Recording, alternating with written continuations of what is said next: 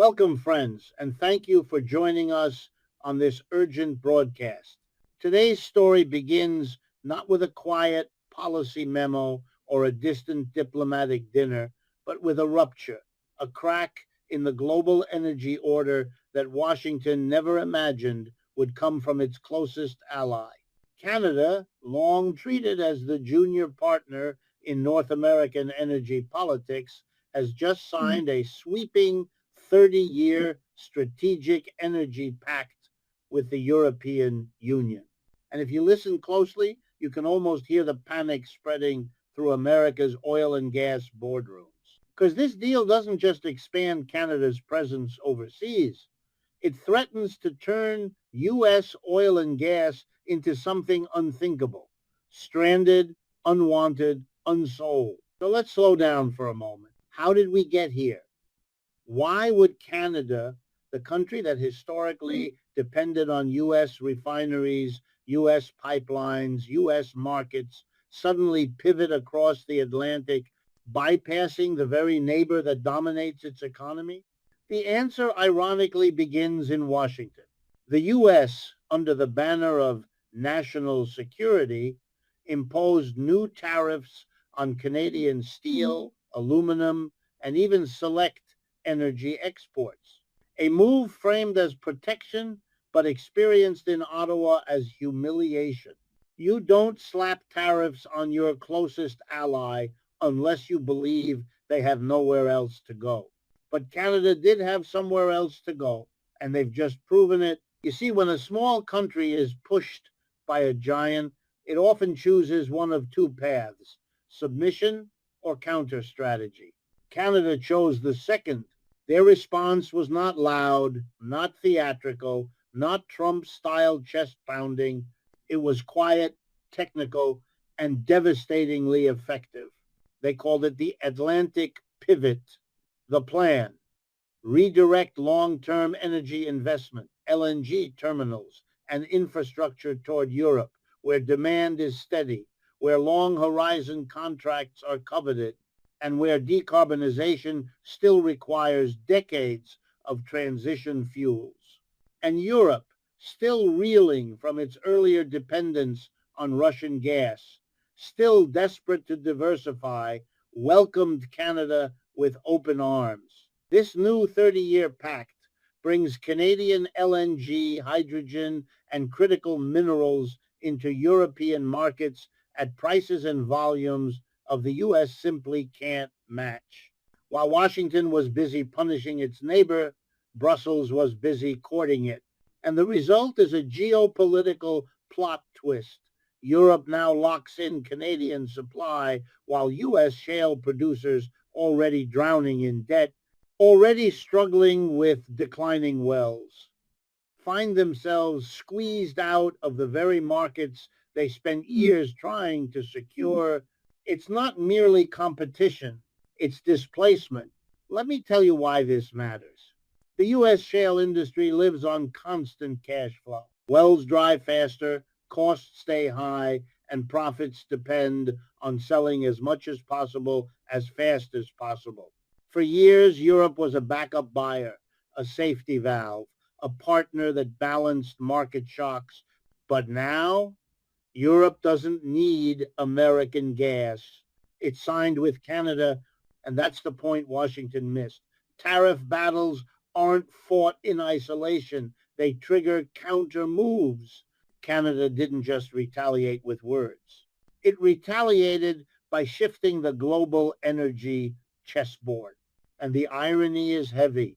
Washington's tariffs, meant to demonstrate economic dominance, have instead undercut one of its struggling industries. Reports already show smaller shale operators on the brink of bankruptcy. Investors are pulling out. Debt is maturing, and without European demand, the entire sector is staring at a hard truth. When you weaponize trade against allies, sometimes the blowback hits you harder than the target. This is not just about gas.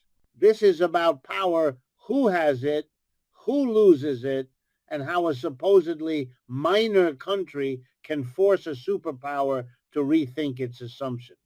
Canada, for decades treated as an appendage of U.S. energy infrastructure, has now positioned itself as Europe's long-term Atlantic partner, and for the United States, this is more than an economic problem.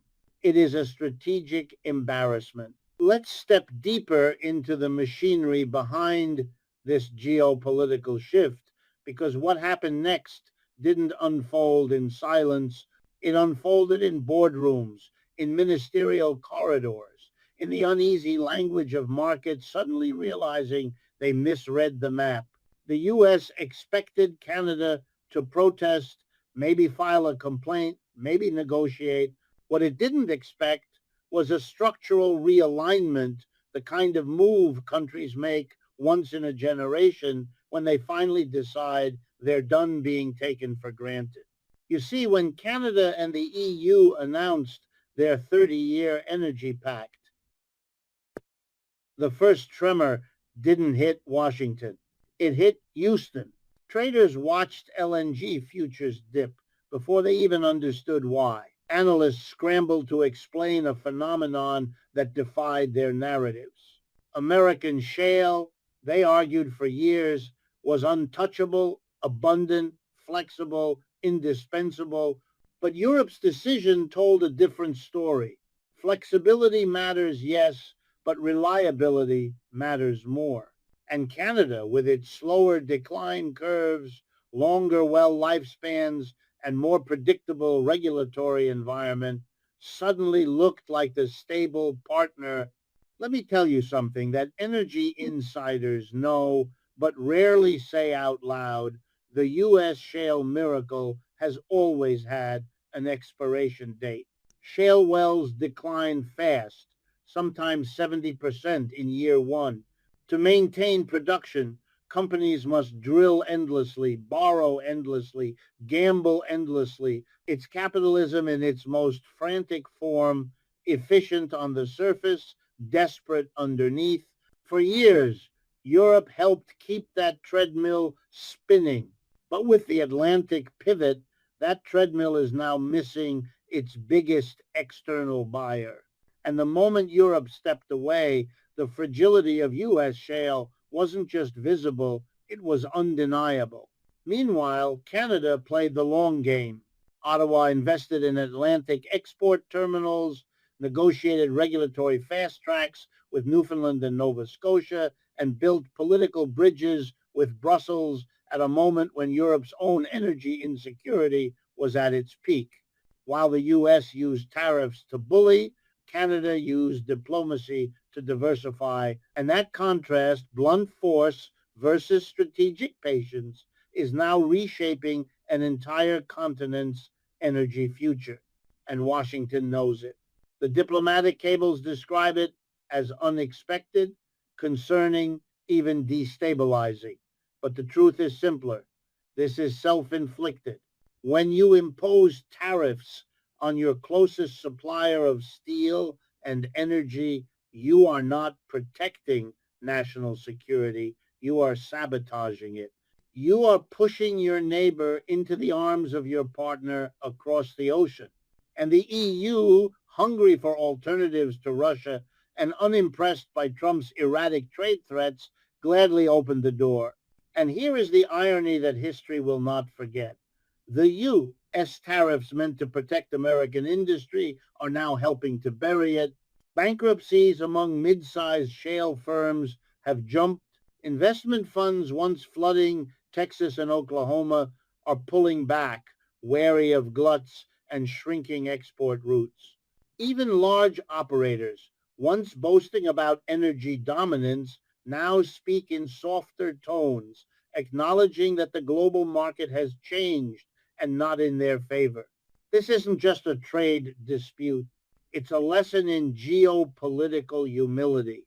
The United States assumed Canada would always remain the dependent junior partner, but Canada pushed too far, chose autonomy over submission, strategy over sentiment. And Europe, sensing the shift, locked-in supply that will shape the next 3 decades of energy politics. This is not only about oil or gas. It is about a world where smaller nations, often dismissed as peripheral, use trade and diplomacy to check the arrogance of giants, a world where the U.S., accustomed to setting the rules, discovers it can lose not to its enemies, but to its allies. And that's the point we need to sit with. This isn't a temporary friction. This is a sign of a deeper transformation. The Atlantic energy landscape is no longer Washington centered, and the ripple effects will reach far beyond energy markets. Now that we've followed the chain reaction in Washington and Houston, let's turn to the other side of the Atlantic, because Europe's role in this drama isn't passive, it's strategic, it's calculating, and frankly, it exposes something the U.S. has long refused to confront. Allies don't wait forever. The EU watched years of tariff threats, sanctions tossed around like campaign slogans, and energy policies shifting with every political wind. And at some point, Europe decided it needed something the U.S. no longer offered: stability. You see, when the EU sat down with Canada, it wasn't just buying gas, it was buying certainty. It was buying a partner that doesn't wake up each election cycle ready to rewrite trade doctrine on Twitter. A partner that doesn't weaponize tariffs against friends. A partner that understands long-term energy planning, is not a theater production. This is the part Washington never understood in global markets. Predictability is a form of power. And Trump's tariffs didn't just disrupt supply chains, they shook confidence in the U.S. as a reliable economic actor. Canada walked into that credibility gap with quiet confidence. Europe saw a supplier eager to collaborate, not dominate, to negotiate, not lecture. And so the EU signed a deal that stretches beyond the careers of every politician involved: 30 years. A full generation, enough time for industries to rise and fall, enough time for entire regions to reorient themselves economically, and enough time for the U.S. to realize it has been outmaneuvered not by an adversary, but by a neighbor it underestimated. And let me tell you what this means for the American energy sector today. With Europe off the table, U.S. shale faces a brutal reality. All the production it once assumed would float overseas must now flood domestic markets instead. Prices fall, margins collapse. Smaller producers fail first, but even giants feel the squeeze. Credit dries up. Projects get paused. Towns built around fracking operations watch jobs evaporate. It's not a slow decline, it's a contraction accelerated by political miscalculation. And here is where the irony turns almost poetic. The U.S. spent years telling the world that energy dominance would secure its future. But dominance built on fragile wells, fragile debt, and fragile diplomacy cannot withstand the shock of a single ally walking away. Canada didn't sabotage the U.S. energy industry. It simply stopped playing the supporting role. Washington assigned it. And once it stepped off that stage, the entire performance fell apart. So what does this moment tell us about the larger global order? It tells us that the age of unchallenged American economic primacy is drifting into history not with a dramatic collapse, but with allies quietly choosing alternatives. It tells us that tariff wars may thrill crowds at rallies, but they carry real costs, measured not in applause, but in bankruptcies.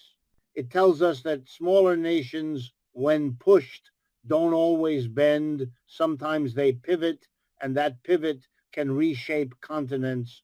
Most importantly, it tells us something uncomfortable. Global leadership isn't a crown you wear forever. It's a relationship you maintain with trust, with cooperation, with respect. The moment you replace those with intimidation, you open the door for others to build new alliances, new markets, new futures. That's exactly what Canada and the EU have done. And that's why this story matters far beyond energy. It's a warning, a reminder, a quiet bell tolling somewhere across the Atlantic. The world is changing.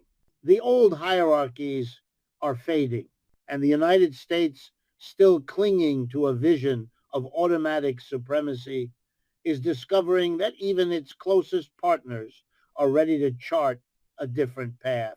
As we arrive at the final chapter of this unfolding story, it's time to zoom out even further, because what happened between the US, Canada, and the EU is no longer just an energy dispute or a trade conflict.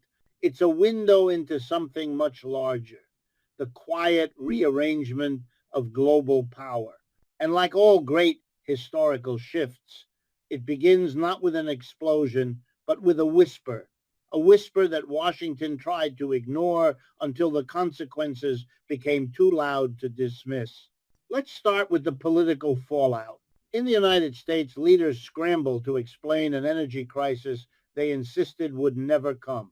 The same politicians who boasted about energy dominance now blame Canada for abandoning them, Europe for betraying them, markets for misunderstanding them. But you see, none of this happened overnight, and none of it happened in a vacuum.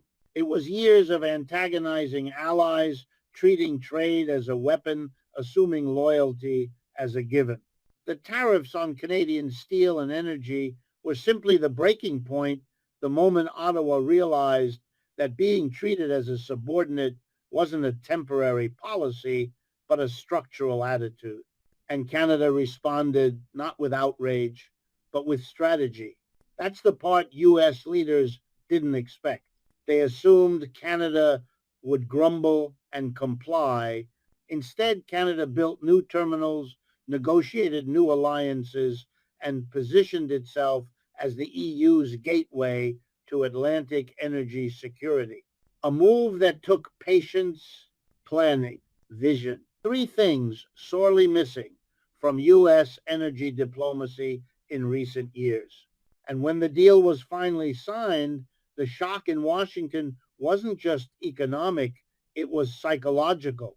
The United States discovered, perhaps for the first time in decades, that an ally had outmaneuvered it. Meanwhile, Europe wasted no time leveraging its new partnership, cheaper LNG, more stable contract structures, access to hydrogen and critical minerals, a diversified supply chain that reduces dependence not only on Russia, but on a United States whose political system grows more erratic by the year. For the EU, this wasn't just an energy win. It was a geopolitical insurance policy protection against the next tariff threat, the next diplomatic tantrum, the next sudden policy reversal tweeted at dawn. Europe chose predictability, and Canada delivered it. And so the consequences echo back across the Atlantic. In Texas, North Dakota, and Appalachia, local economies feel the shock wave. Wells shut down. Equipment rusts. Families watch their livelihoods disappear because a distant political decision set off a chain reaction they never asked for. It's the workers, as always, who pay the price for policies crafted by elites who never face the fallout. And that's the tragic irony. The tariffs that were sold as protection for American jobs have instead accelerated the collapse of the very industry they were meant to defend. But the deeper message, the one that will define this decade, is about power. The United States still imagines itself the center of every negotiation. the indispensable partner, the giant no ally, would dare defy. Yet here we are, Canada, a country long overshadowed in North American politics, has just reshaped the Atlantic energy map. Europe, once dependent on American shale to fill its post-Russia vacuum, has chosen a new supplier for a generation, and the U.S., still caught in the dream of unchallenged dominance, wakes up to find that the world has quietly moved on. It's time we face it. When arrogance replaces diplomacy, when coercion replaces cooperation, when short-term politics replace long-term strategy, even the mightiest nations discover their influence is not eternal. Power fades not with dramatic collapse, but with small, steady shifts, allies drifting away, markets rebalancing, and competitors seizing the opportunities left behind. So what do we take from all this? A lesson as old as history itself. Global leadership is not something you inherit. It's something you nurture. And when you fail to do so, others step in. Canada stepped in. Europe adapted, and the United States, for all its economic and military weight, is now learning a painful truth. The empire is fading not with a bang, but with a whisper carried across the Atlantic. Share this, talk about it. Let's face the truth together.